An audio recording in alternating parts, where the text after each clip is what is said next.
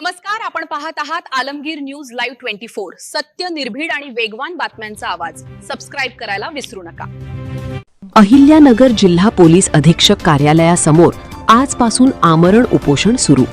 अहिल्यानगर पोटगी वॉरंटाची बजावणी होत नसल्याच्या निषेधार्थ रुपाली गोरक्षनाथ डोळे, राहणार वंजारवाडी, तालुका नेवासा, हल्ली राहणार चिंचोडी शिराळ, तालुका पाथर्डी यांनी आज दिनांक 26 मे 2026 पासून जिल्हा पोलीस अधीक्षक कार्यालयासमोर आमरण उपोषणास सुरुवात केली आहे।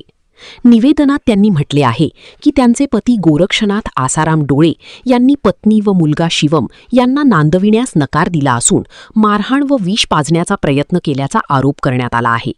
या प्रकरणी त्यांनी पाथर्डी न्यायालयात अन्न-वस्त्र पोटगीसाठी क्रिमिनल चौकशी अर्ज क्रमांक 22/2024 दाखल केला होता। न्यायालयाने दरमहा 4,000 रुपये पोटगी मंजूर केली असली तरी संबंधितांकडून रक्कम भरली जात नसल्याचे निवेदनात नमूद आहे। तसेच पोटगीची थकीत रक्कम 1,21,000 रुपये झाली असून न्यायालयाने वॉरंट काढले आहे। मात्र सोनई पोलीस स्टेशनकडून संबंधित वॉरंटाची बजावणी करण्यात येत नसल्याचा गंभीर आरोप रुपाली डोळे यांनी केला आहे। वंजारवाडी बीटचे काही पोलीस कर्मचारी जाणीवपूर्वक कारवाई टाळत असून संबंधित आरोपीला मदत करत असल्याचाही आरोप त्यांनी निवेदनात केला आहे। दरम्यान गोरक्षनाथ डोळे यांनी त्यांच्या नावावरील जमीन नातेवाईकांच्या नावावर बोगस खरेदी खताद्वारे हस्तांतरित करून पोटगी वसुलीपासून बचाव करण्याचा प्रयत्न केल्याचाही आरोप करण्यात आला आहे। पोटगीची रक्कम न मिळाल्याने स्वतःवर व मुलावर उपासमारीची वेळ आली असून मुलाच्या शाळेची फीही भरता आलेली नसल्याचे रुपाली डोळे यांनी सांगितले। सद्गुरू इंटरनॅशनल स्कूल खांडगाव यांनी फी थकबाकीबाबत नोटीस दिल्याचेही त्यांनी निवेदनात नमूद केले आहे।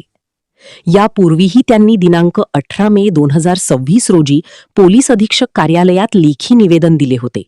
मात्र अद्याप कोणतीही ठोस कारवाई न झाल्याने अखेर आजपासून आमरण उपोषण सुरू केल्याचे त्यांनी स्पष्ट केले। रुपाली डोळे यांनी प्रशासनाकडे थकीत पोटगीची वसुली करून संबंधितास न्यायालयात हजर करण्याची मागणी केली आहे। माझं नाव रुपाली गोरक्षनाथ डोळे, राहणार वंजारवाडी, तालुका नेवासा, जिल्हा अहमदनगर, हल्ली चिंचोडी शिराळ, तालुका पाथर्डी, जिल्हा अहिल्यानगर। मी आमरण उपोषण करते।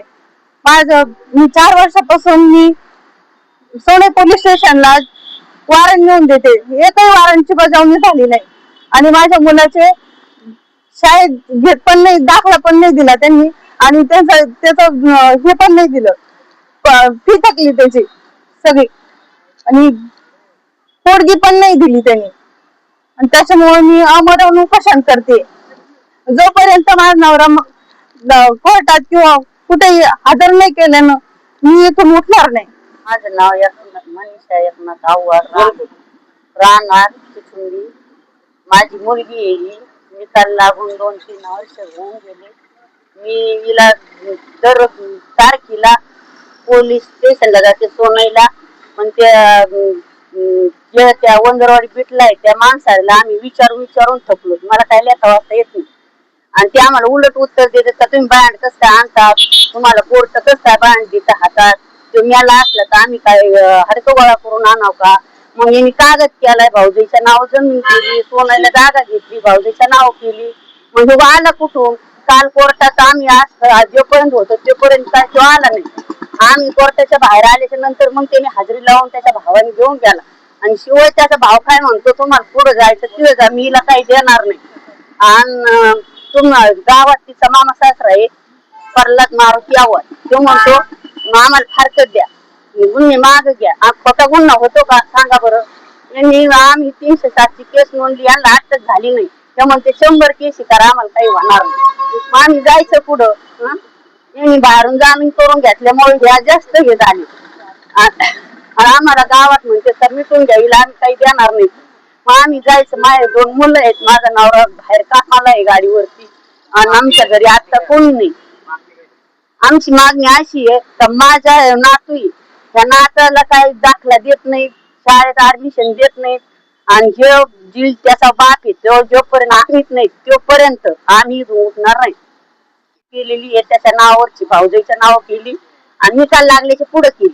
या दोन्ही गोष्टी झाल्याशिवाय आम्ही उठणार नाही।